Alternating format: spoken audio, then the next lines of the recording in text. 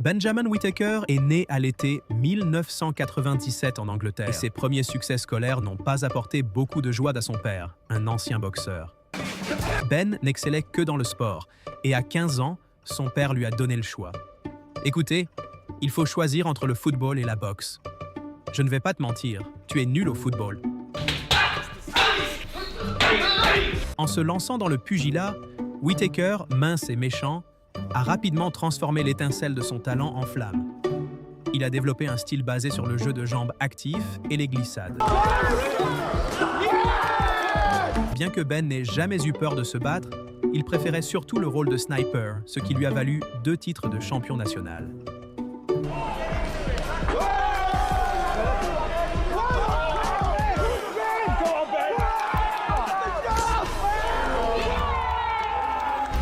À l'âge de 20 ans, le Britannique mesurait 1,90 m et avait appris à utiliser ses atouts. Dominant la concurrence dans la catégorie des 75 kg, Whittaker a développé un jab d'1 km de long et a prouvé qu'il avait une certaine puissance naturelle.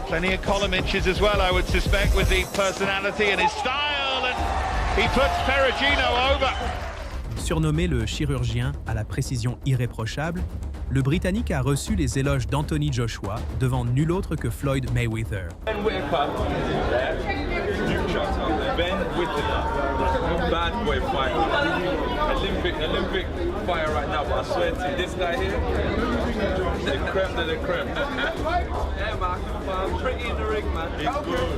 Cependant, une leçon d'humilité lui a été donnée par l'Ukrainien Oleksandr Kijniak, qui allait plus tard remporter tous les grands prix amateurs, y compris l'or olympique.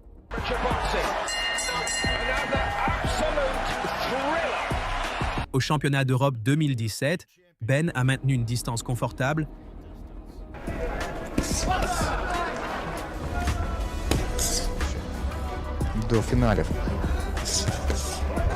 et a évité les coups avec bravoure. Як вкладається в удари українець, відчувається, наскільки він хоче нокаутувати опонента. Mais sous la pression, Няк зробив вірне рішення, що я казав. Розрахунок.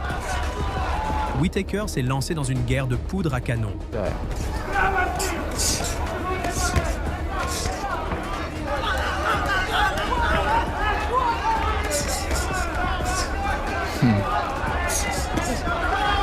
Чудово, знову. Ce qui lui a coûté sa décision.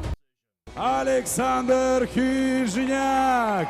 Néanmoins, Ben a tiré les bonnes conclusions.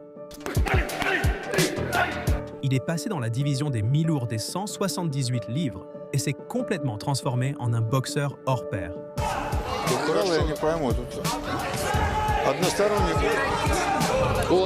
L'insaisissable Britannique a passé les 3 années suivantes à écraser ses adversaires à la manière de Max Payne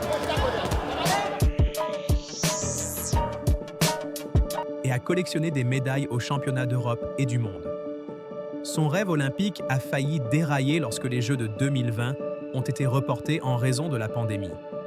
De plus, Whittaker a envisagé de se retirer complètement lorsque sa grand-mère bien-aimée est décédée.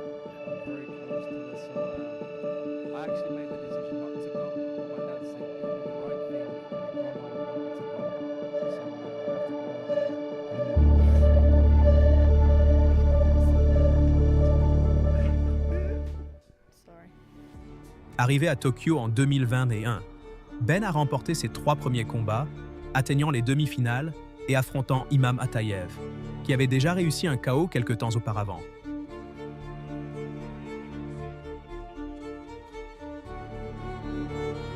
Et affiche désormais un taux de réussite de 100% dans les rangs professionnels.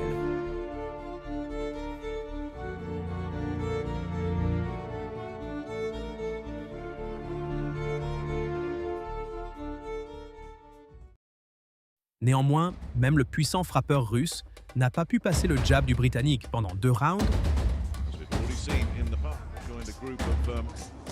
frappant et ratant,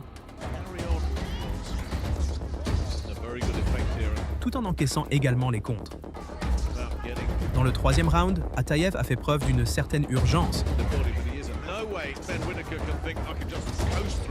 Mais Ben a dansé ce petit tango sans problème.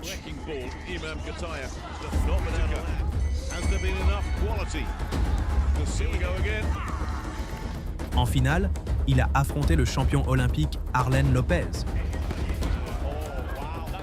qui a longtemps fait tomber des têtes dans des compétitions semi-professionnelles.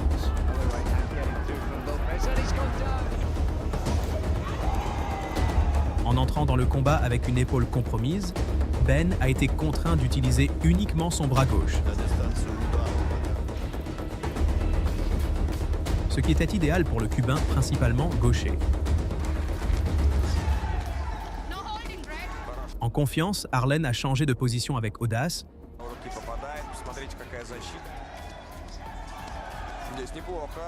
et a pris le Britannique par surprise en lui envoyant une série de coups droits. Dans la deuxième moitié, Whittaker a fait des ajustements et, malgré la douleur, a commencé à s'échanger des coups serrés.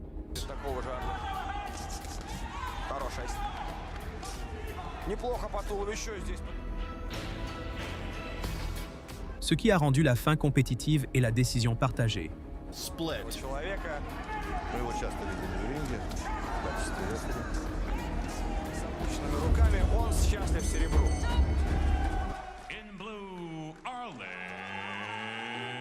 Submergé par l'émotion, Ben a refusé de porter la médaille, un choix qu'il regrettera plus tard.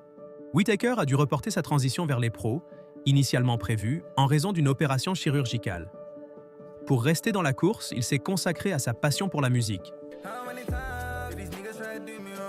Il n'a pas non plus oublié de passer à la salle de sport, où il a malmené des blogueurs désespérément dépassés. Ayant retrouvé sa forme, Whittaker a signé avec la société de promotion Boxer, qui diffuse ses événements sur le géant de la télévision britannique Sky Sports. Of course, you gotta fight anybody, but it's a business as well. But I want anybody, man, line them up. I'll look sexy, I'll look flashy.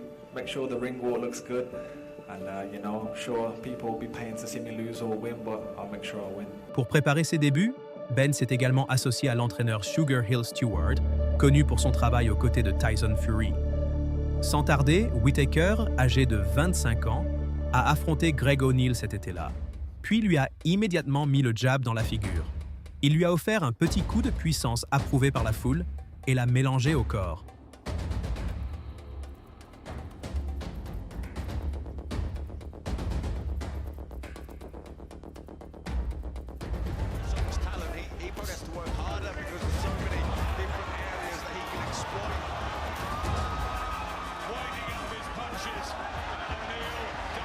Un O'Neill frustré s'est effondré, ne frappant que dans l'air, et a permis à Whittaker la liberté de mettre en valeur l'esthétique du maître ivre.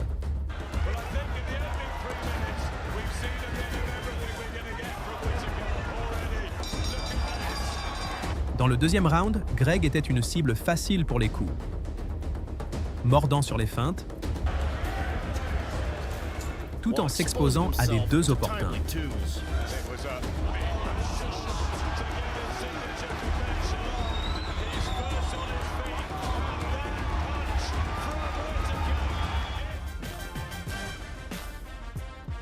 En lançant un jab et un crochet du droit, Whittaker a laissé O'Neill dans le rétroviseur et s'est rendu en Arabie Saoudite 3 semaines plus tard, où son ami Anthony Joshua tentait de se venger de la défaite du Sikh.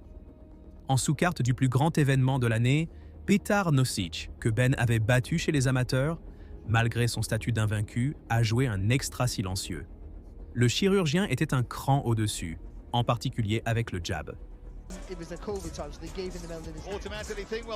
Travaillant régulièrement la partie médiane et préparant méthodiquement un tir en haut, Whittaker l'aurait arrêté rapidement si son épaule gauche n'avait pas lâché, permettant ainsi au Croate d'améliorer brièvement ses choses et forçant Ben à compter uniquement sur sa main droite.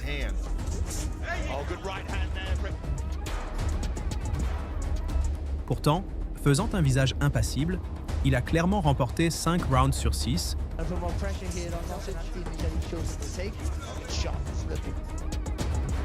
ainsi que la faveur des juges.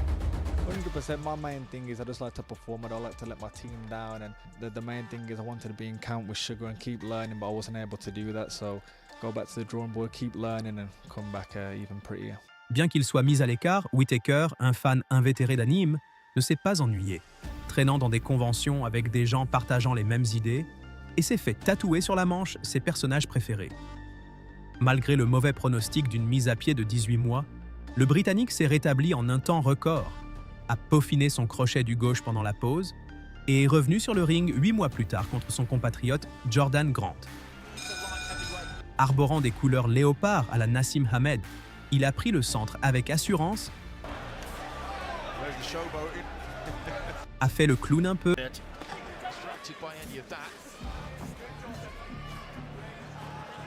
et a commencé à spammer des coups dans la région de la rate.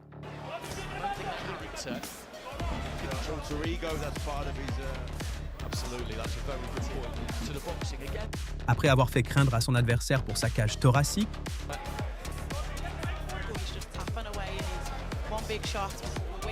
Ben a déplacé son attention vers la tête avec des 1-2.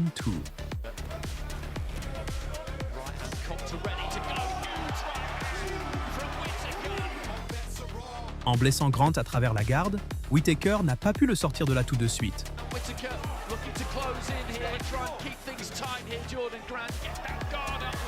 Cependant, il avait déjà aligné la gauche sur les côtés et apporté le coup final au troisième round.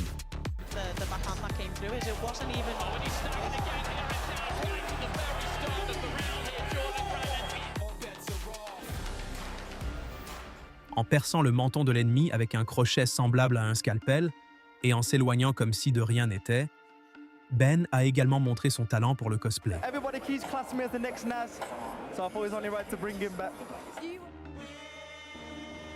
À peine 2 mois plus tard, l'infatigable Whittaker croise le chemin de Vladimir Belouchki.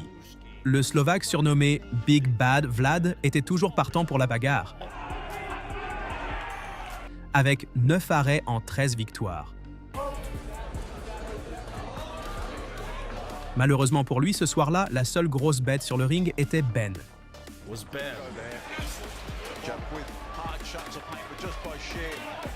Fidèle au plan, le chirurgien a découpé le foie, puis est passé du côté opposé et a commencé à viser la tête tout en divertissant le public. Au troisième round, Whittaker en a eu assez du jeu du chat et de la souris.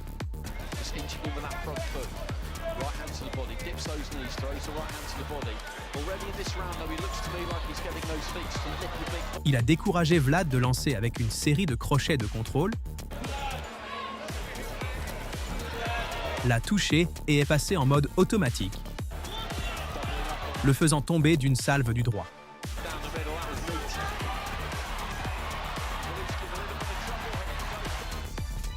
Après avoir percé les défenses avec une série de coups précis, afin d'acquérir 8 rounds d'expérience, Ben a continué à dominer dans la zone de fréquence cardiaque basse.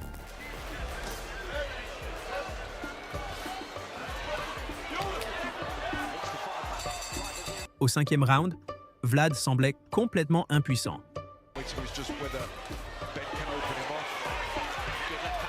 Whittaker lui a accordé un nouveau sursis.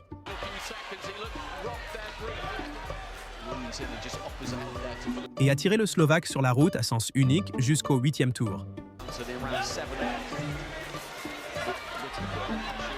Mais dans le dernier tour, il était temps de terminer le travail.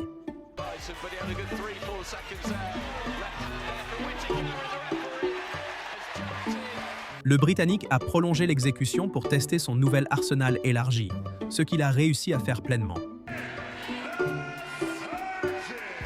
Alors que l'année 2023 touchait à sa fin, Ben dansait en prévision d'un chaos et s'est heurté à un ancien partenaire d'entraînement, Stephen Dreddy, 11-2.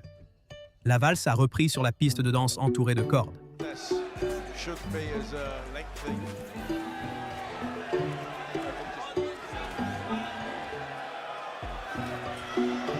Au début, Whittaker s'est livré à son exportation typique de quinte.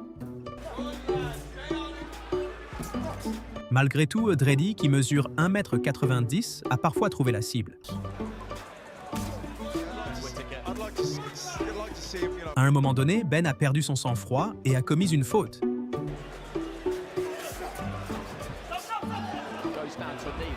Mais il a rapidement repris ses esprits et a appuyé sur l'accélérateur,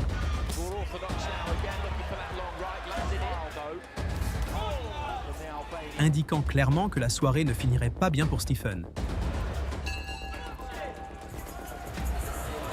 Dès lors, le chirurgien alternait entre manœuvres au centre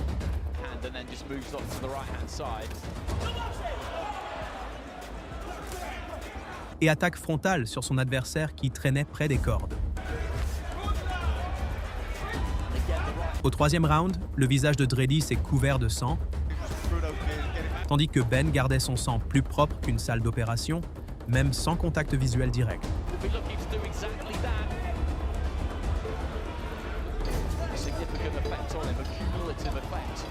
Au quatrième round, il a compris le timing de Stephen et a appuyé sur la gâchette.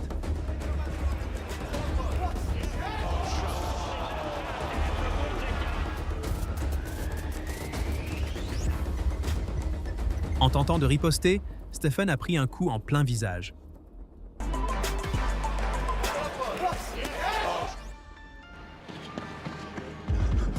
En février 2024, le phénomène de 26 ans avait pris beaucoup d'ampleur et comptait bien remporter le titre prochainement.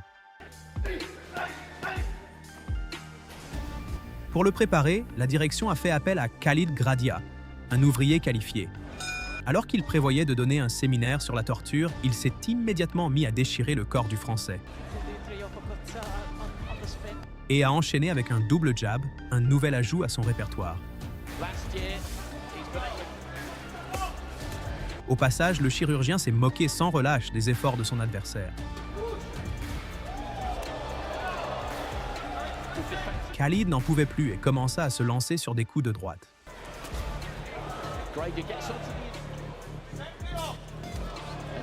Ce faisant, il oublia de serrer ses coudes, exposant ainsi son foie.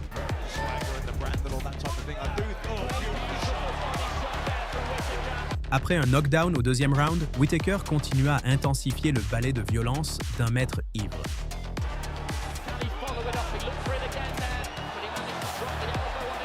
Les swings du Français étaient plus lents que ceux de Windows Vista.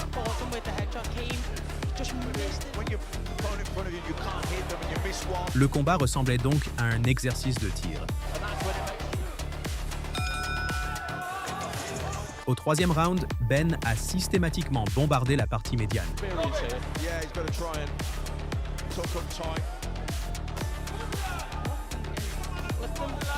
Et Khalid a été réticent à l'idée de lancer des contre-croisés. Lorsque Gradia a fait un gros plan, Whittaker a lancé les uppercuts. Confiant qu'il pouvait mettre fin au combat à tout moment, le chirurgien a commencé à canaliser les vibrations de Roy Jones Jr.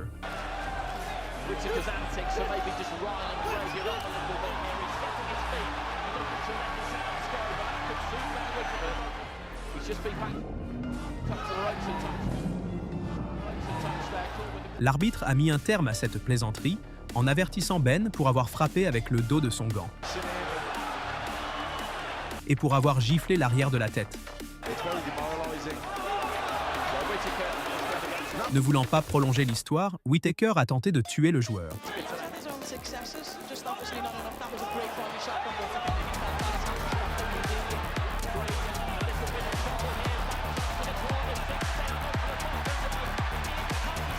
Enflammant la foule avec ses pitreries de maître ivre,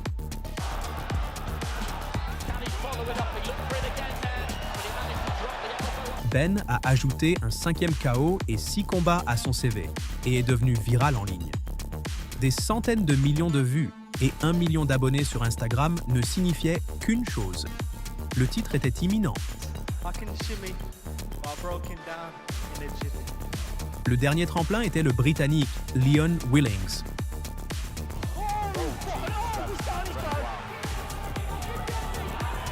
Avec un palmarès similaire avec 7 victoires, il était également en pleine ascension et s'assurait un test solide. La sortie du Geek Vantard en mars a été précédée d'une performance théâtrale inspirée de Naruto. Une fois le combat lancé, Ben a utilisé un coup de poing au corps pour clouer Leon aux cordes et a essayé de le persuader de jeter l'ancre.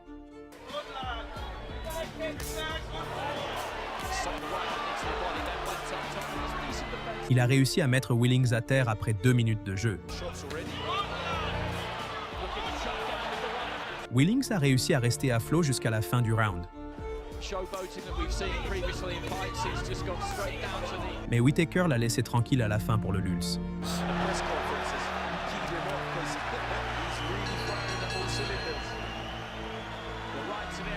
Leon a profité de ce cadeau et est revenu avec un esprit renouvelé après la pause.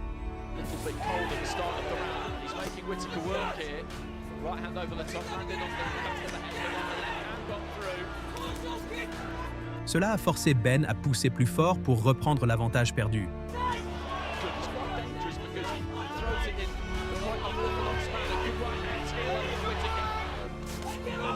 Et pourtant, malgré la pression constante du favori, Willings a refusé de s'incliner.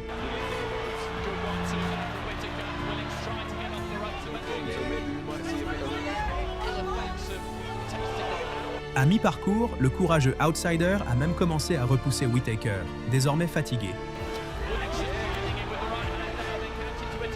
et a réussi à placer un coup de coude illégal. Suivant les instructions de son corner, Ben a diminué la production en deuxième mi-temps.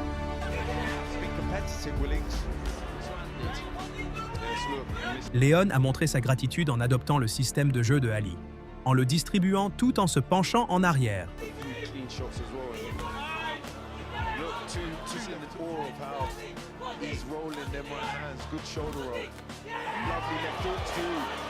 Néanmoins, Whittaker a continué à le surpasser confortablement.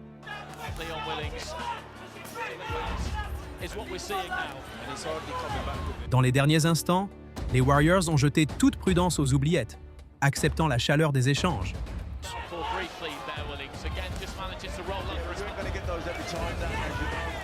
Willings s'est mis à se balancer. Le maître ivre 2.0 a peut-être réussi un knockdown, mais il s'est également retrouvé dans une situation délicate pour la première fois. En sortant victorieux, Ben a obtenu le coup tant convoité pour la ceinture.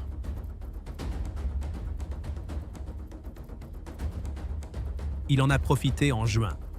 Son adversaire était le scandaleux Nigérian Ezra Aranika, un prétendant au titre IBF, 12-0 avec 10 KO, qui traquait le Britannique lors des conférences de presse. L'entrée du boxeur local fut grandiose et accompagnée d'un orchestre. Après les cérémonies officielles, Ezra commença à narguer Ben avec l'intention calculée de lui asséner un coup de droite.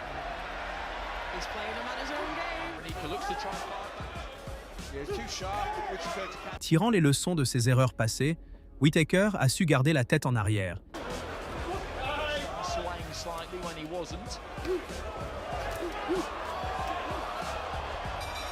Et intercepter le Nigérian qui avançait avec des combinaisons bien synchronisées.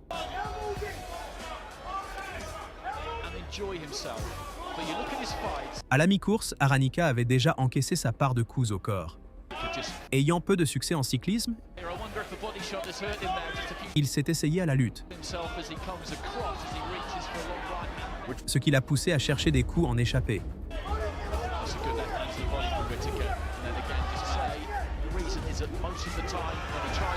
En retour, Ben lui a donné une raclée en Technicolor à chaque fois qu'il a tenté de s'approcher. Par frustration, Ezra a eu recours à un mouvement effronté, inspiré des 1000 ans de la mort de Naruto.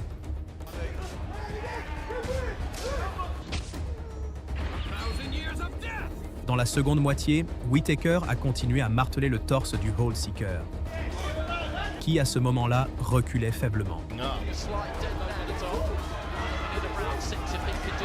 À part aboyer, Aranika n'a eu aucune réponse.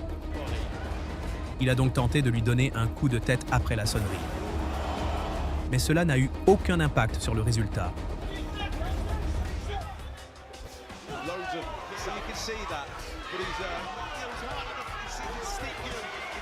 Et le rival, mentalement épuisé, a eu recours à un coup de coude.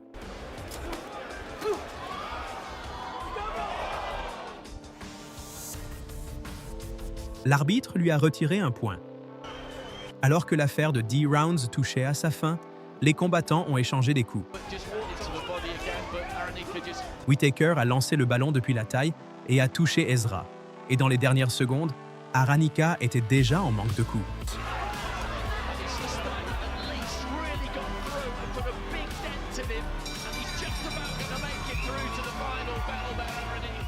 Malgré les fautes répétées de son adversaire, le Britannique discipliné a réussi à se rendre à la décision. Il a remporté un sac de $200 000 et une ceinture mineure de la prestigieuse IBF.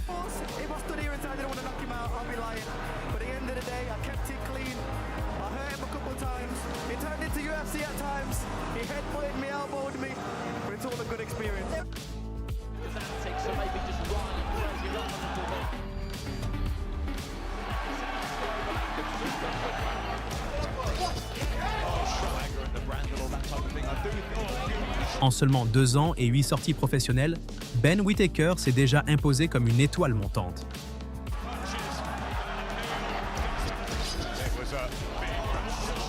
Il a ajouté des KO à son palmarès. Et il organise des combats mémorables. L'ambassadeur du style Drunken Master a fait irruption sur le terrain.